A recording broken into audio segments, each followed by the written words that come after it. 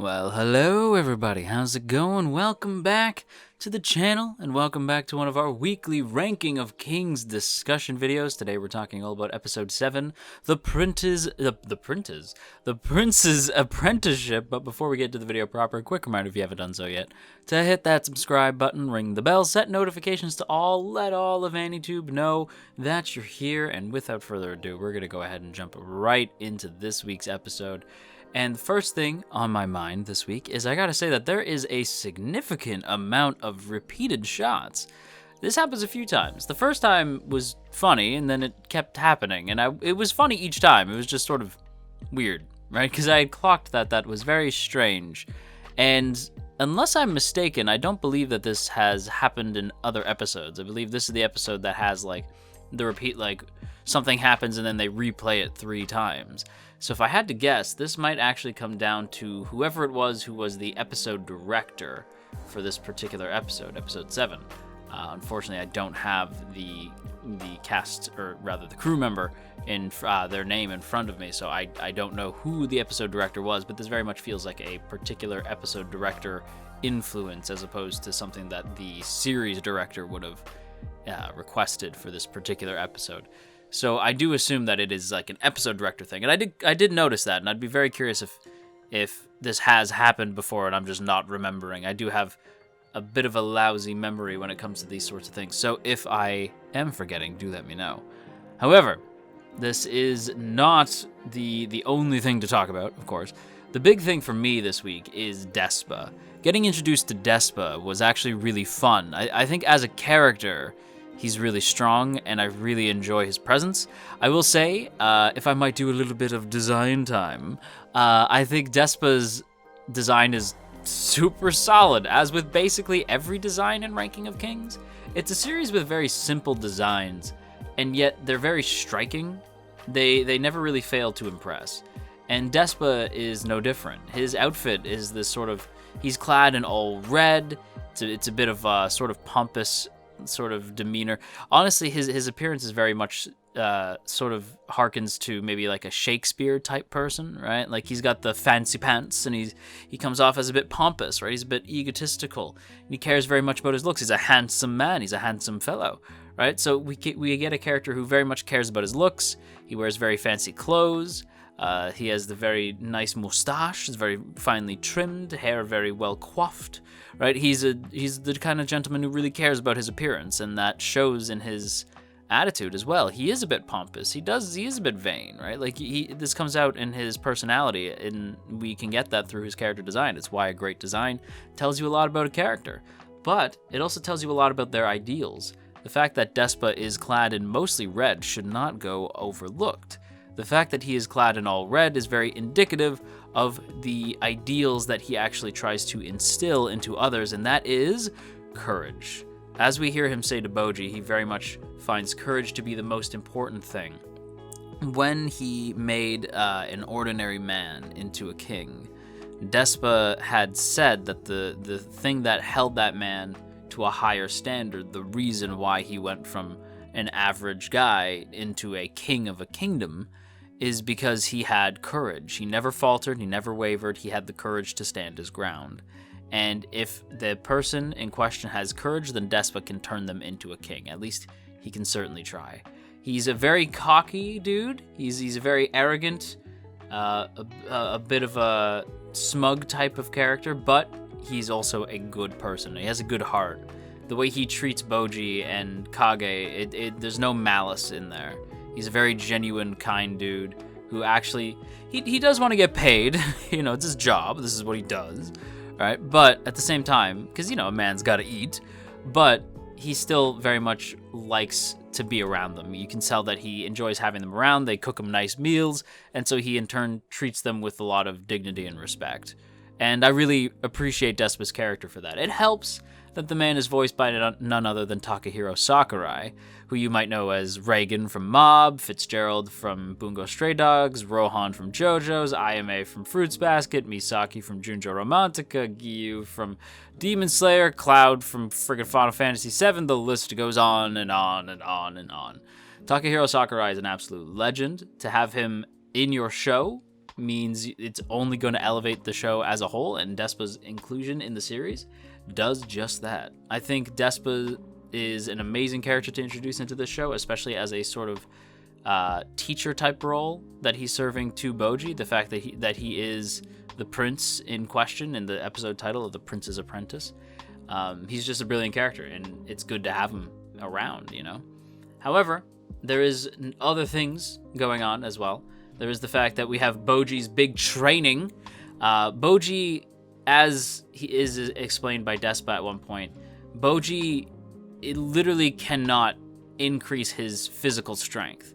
Now, we've known for a while that Boji is not physically strong. Like, we've known this for quite a while, and I do find that interesting, right? That Boji has always been sort of like that. It's not that Boji is weak, it's that he physically cannot become stronger, and I find that very, very interesting, right? So there's something about Boji that prohibits him from getting stronger, right, physically.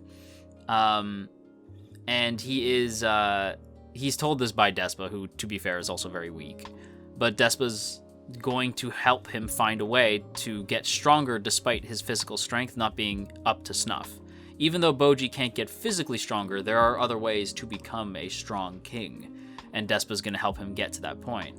And Boji, the whole episode, is just friggin' sweet, by the way, because basically Despa says, like, you know, we're gonna, like, the way we're gonna do this is that you're gonna do chores, and then we're gonna train, and we're gonna get you to a point where you can become a strong king on your own. Right, so Boji gets excited about doing chores because Boji's a prince and he's never had to do chores before. So he gets genuinely excited, and it's super, super sweet to see him, like, he cleans the floor and it looks shiny behind him, and he's like, oh, and it's like, oh, that's so friggin' sweet. However, Boji does many things in the first day, where he tries to, you know, he tries to cook his new sensei a nice meal, right? His sensei and his buddy a nice meal. Unfortunately, Boji is on that Shion level of cooking. So, you know, and if you know what I mean by Shion level of cooking, good for you. Somebody's been watching Slime.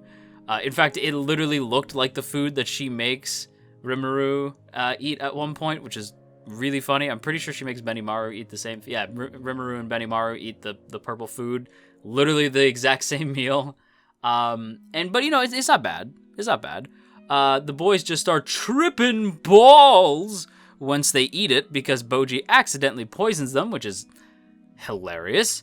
But yeah, Boji accidentally poisons the boys, and they start to trip balls upon eating it, and it's one of the most hilarious scenes in the entire episode. However, this also leads to something that I do think is probably going to become important, and it's Despa sort of reading up on giants and the sort of anatomy of a giant, right? Like, what makes a giant, even though Boji is very small and doesn't have the strength of a giant, therefore. But he does have certain attributes that are akin to giants, such as poison's not really working on him, right? And we're going to talk about poisons in a second, but poison not really going to work on Boji. So Boji could have actually eaten the poison that not Rachel, I can't remember his name right now, that not Rachel tried to make him eat, and he probably would have been fine, which is really funny to think about. But yeah, Boji has an iron stomach. He has a giant stomach, so he's perfectly fine and would not actually have gotten hurt from eating his own food. He finds the food really delicious.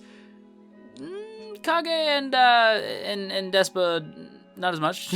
Not as much. They even say, like, do you know what this means? And they go, yes, we can never let him cook for us. Yes, you can never cook. But I also think it's important, probably going forward, that poison just won't work on Boji, which is good. You know, that's one less thing to worry about. That said, though, Boji actually does end up training his ass off at several points, and we see him walk into this room with Despa where Kage is told to remain outside. And it makes sense. At first I was like, that's very sad. How come Kage can't hang out? But it makes sense because Despa needed him to be on his own, right? Despa needed him to be alone so that when he's training, he's in his head and he can really analyze what he's doing wrong and what he's doing right. If Kage's there, it gives him too much of a crutch to lean on. He has to be on his own. And so Despa basically has has Boji go with him into this room, and in the room is just walls, like just lining all the walls, like for rows upon rows, are just weapons. Like every weapon you can think of is in this room. And he tells Boji that in order to pick the correct weapon that I already have in mind for you, I know what the right answer is, because there is a right answer in here. There is a correct weapon for you, but I need you to be the one to pick it out. So Boji's walking around, and he sees the sword, and he passes, right? He knows that he's not strong enough for the sword. Sees the big giant axe, knows he can't even try to lift that, tries to get the small one, almost kills himself, and then he looks up and he sees something. We don't get to see what it is, but he sees something on the wall, and Boji picks that something. No clue what it is, but he picks it. And it seemingly is the correct answer because DESPA seems pretty happy. And then as they're training, they train for, I believe it's like a week on end, and Boji just trains his ass off all day. As soon as he walks out, he just collapses. Kage catches him with his little trolley, wheels him back to his bed, puts him in bed. Kage goes to sleep, and then they do the whole process over again with Kage doing the chores and Boji training his ass off with DESPA. So it's just this kind of repeated cycle for a full week. And what I love is that the gang does genuinely get along as well. DESPA seemingly likes having them around, and they have a laugh at the end of the episode. Everything's great until we get to the last scene. We're going to talk about that in a sec. But the one question I have to ask, and I assume that the picture has been up the whole time, did Boji go full Tanjiro on that rock? Like, because there's a huge boom, and then Kage runs and says, is everything okay? And DESPA's like, yeah, everything's fine. Everything's fine. You don't need to be here. Because again, Kage doesn't need to see this until he's ready, and DESPA straight up says, I think Boji wants to surprise you. So DESPA pretty much tells him, like, get lost. You're not ready to see this yet. Like, Boji's not ready for you to see this yet. And yet, there's this rock that Boji's standing in front of, and the rock is it's split in twain. So how the hell did that happen? He must have gone full Tanjiro on the rock, but with what? We still don't know the weapon. Oh, it has me so curious. However, there is one other thing that we gotta talk about. And this is big, because I like this character. What the hell happened to Daida? What's going on with Daida?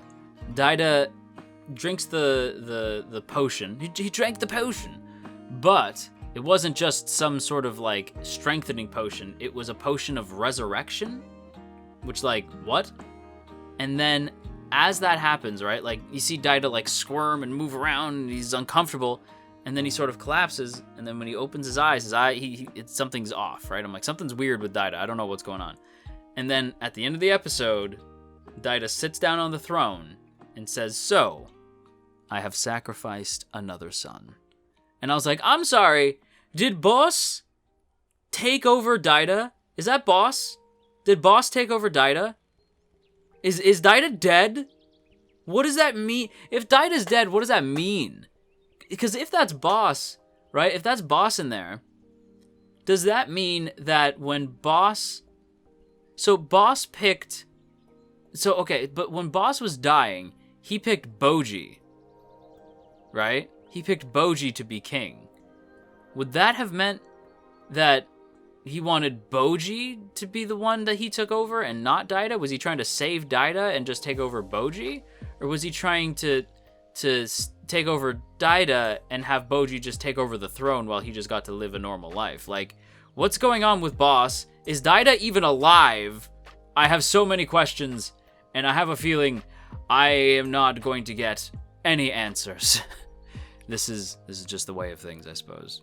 But yeah, that's a crazy episode. That's a crazy way to end an episode. I don't know what the hell's gonna happen next week. This show is so underrated. This show deserves more love. I wish it had more attention on it because it's so good. It's so good. It's literally just Game of Thrones, Lord of the Rings, but it's smushed together and it's in anime form. You just love to see it. You absolutely love to see it. Anyway, outro. And that's gonna do it for another video for this week, everybody. So I hope you guys enjoyed. If you did, don't forget to boop that up snoot, share if you care, leave a comment down below, and of course, make sure that you hit that subscribe button, ring that bell, and set notifications to all. Let all of AnyTube know that you are here. And before we go, as always, I have to give a big thank you to my wonderful masters who help keep this channel afloat. And of course, I have to give a special thank you to the Masters of Masters, and they are Izevi, Asaki VT, Elizabeth Just Elizabeth, JCran23, Jeremy P, Matt87 Eagle, Shadow Creative, Shiorans, Stephen G, Stevie W, Trapmaster, Trevor W, and Tristan G. Thank you all so much for your continued support. It means the world to me, and if you too would like to see your name scrolling past the screen, or maybe have your voice shouted out at the end of these videos, be sure to check out that link in the description to our Patreon page, or you can hit the join button right beside the sub button. Either way helps out tremendously, and I thank you a lot for it. And yeah, that's it for me. So, until next time, make sure you clean your room. It's filthy. Seriously, a clean room is a clean mind. Just think about it, okay? Anyway, bye.